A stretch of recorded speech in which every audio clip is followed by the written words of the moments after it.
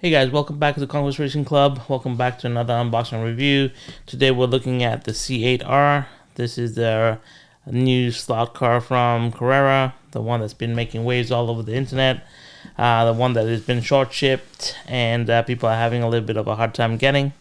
So we're going to talk about this car. We're going to unbox it. We're going to throw it on the track.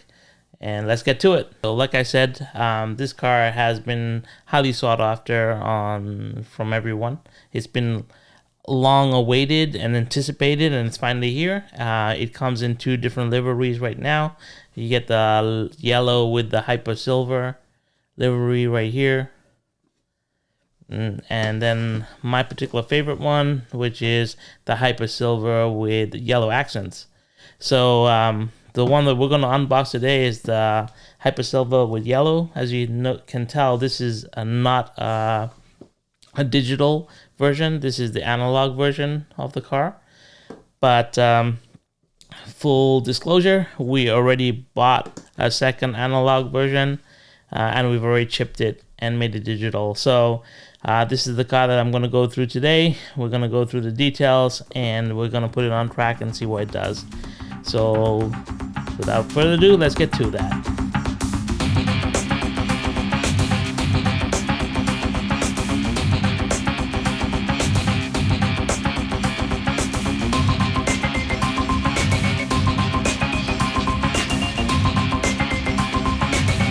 Back of the case right here, we do have this pocket which we can open up. Inside there's a bag. So here we have a red guide pin here, and we also have here we have the extra side view mirrors, braids, and I believe another guide pin here, which is the black guide pin. So I think the red one is a little bit thinner, but I'm not too sure. So we have two guide pins in here. We have the red and the black. We also have instructions. It's the first time I'm seeing the red guide pin, but I'll look into that further. And yeah, that's what we get into the back of this box here, in this package. Please also note there's a sticker here that says this car cannot run on 2 and 30 turns. So probably you can't run on 1 and 30 turns either. So your best option is to run a 3 and 30 bank turn to race this vehicle, which is basically what we race at this track at the club. We have 3 and 30 bank turns. So as we sweep through the livery here, we'll start at the front end right here. It's got this extra lighting systems in the front, although analog had lights in it. So when we added the digital chip, it was pretty cool. We had the lights as well. As we go through the hood, we have the Corvette logo right in the front here. We got a little fin on the hood here. So that, I don't know if you can see that, but that is a fin that sticks out of the vehicle right in front here. And I guess that is to split the wind or, get airflow. We have a little hood scoop in the middle of the hood there. It's very small. It's got two active air intakes over here as well. And then we got the yellow striping, the American flag there, and the Mobile One logo. As you sweep across the windscreen, we have the Corvette Corvette banner right across the windshield at the top. We have a ghosting of the Corvette logo at the top in black and white, and black and yellow in this case, but a black Corvette logo up there. We have the names of the drivers here. It's very hard to tell on the Hyper Silver with yellow on it, so I will take macro shots and see if we can get the names in clarity. We do have the bow tie logo on the back here, on the just as we swoop into the rear window here. And then we end up with the little yellow accidents just on the tail of the vehicle, just before the spoiler. SiriusXM is a title sponsor, so they are on the spoiler, as it is with most of the Corvette cars. On the driver's side of the vehicle, which is pretty much a mirror of the passenger side, we do have the canards in the front here. We have these matte black wheels with details in behind of the rotor and the brakes. We have some active intakes here, wide fender arches, and then we get into the badging, which is pretty much like the numbering, the WeatherTech banner for the IMSA series, and the American flag on the side view mirror. On the side door. We also have an active intake here, which is accented with this matte black finish here. Red side view mirrors, which I think is a really cool touch. I love the little pops of red all over the vehicle here, like in the R of the C8R here, on the side here, on the rear spoiler, and on the side view mirrors. It just kind of adds a nice little pop of color to the car. As you sweep across the back of the vehicle, the rear fenders, we have the Mobile One logo across the top. And then we have a little bit of, I think this is the VP logo. And then the Michelin logo there, Sirius XM. As you sweep to the back, as always with GT3 cars or GTD cars, as this case, this is a GTD car classification right now. We see the iconic Corvette lighting system, which is now angular a lot more since the C7. We have this split like Punisher logo as well, right on the vehicle right there. And we have the number 4 on the back. Pretty simple, 2 exhaust ports in the back here, very stylized, almost GT3-esque rear diffuser. And then when we sweep around to the passenger side, it's exactly the same as the driver's side.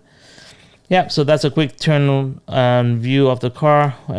All right, as we look inside the cockpit, you can just make out the driver over there. It's got a red and blue helmet on.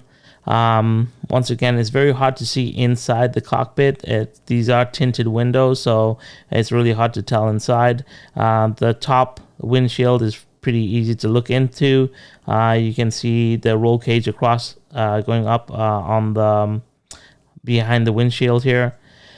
But from the side view mirror, it's very hard to see inside. The driver is pretty wrapped up inside there, and it is a flooded cockpit. So, I'll take some macro shots again, and we'll see if we can look inside properly. But yeah, all in all, very nice looking vehicle. The Hyper Silver is, really cool. I really like the livery, and it's now time to put it on the track and see what it does.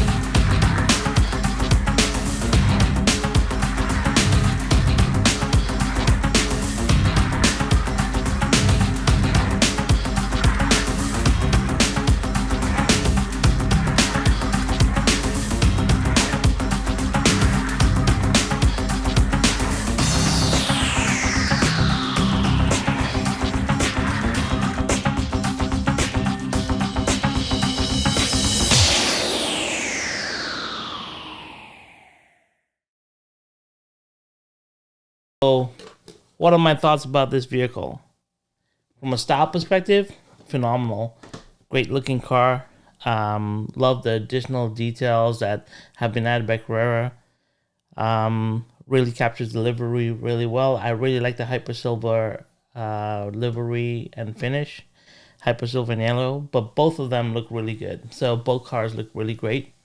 I can't wait to get the other liveries to come out later this year. From a performance perspective, so the car did 4.370 on the track, which is really good. I mean, out of the longer wheelbase GT3 cars, I mean, it stacks up really well. Obviously, it's behind the AMG and the Porsche, but that's to be expected. It is a little bit longer in wheelbase, but it's faster than McLaren and the Lamborghini Huracan and the Ford GT that we've tested. So really good in terms of competitiveness. So I think it is a great car to race in garage racing, and from a Carrera standpoint, I think it's standardized. Carrera cars have that weight that they bring to the table, whereas if you got this electric version or a different version of it, I think it would be much lighter, so maybe quicker at club racing events, I guess. But for garage racing, if you're racing against Carrera cars, it will stack up really well. It'd be good for any GT3 racing series. Racing perspective, I think it needs a little bit more weight reduction and possibly tuning to get it really competitive on like a pro racing circuit. But definitely for garage racing or what we do at our club, it will fit right in. Just a couple of tires and truing and a little bit of love, and I think this car will do really well on track. We'll look forward to it. I mean, we do have a GT3 series coming up soon, so I maybe look to run it in that series, although we shall see.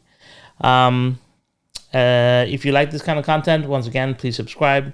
It helps us. And if you like it, also give us a thumbs up. It helps with the logarithm. But other than that, guys, we'll see you next week with another video. And stay safe and have fun on rails.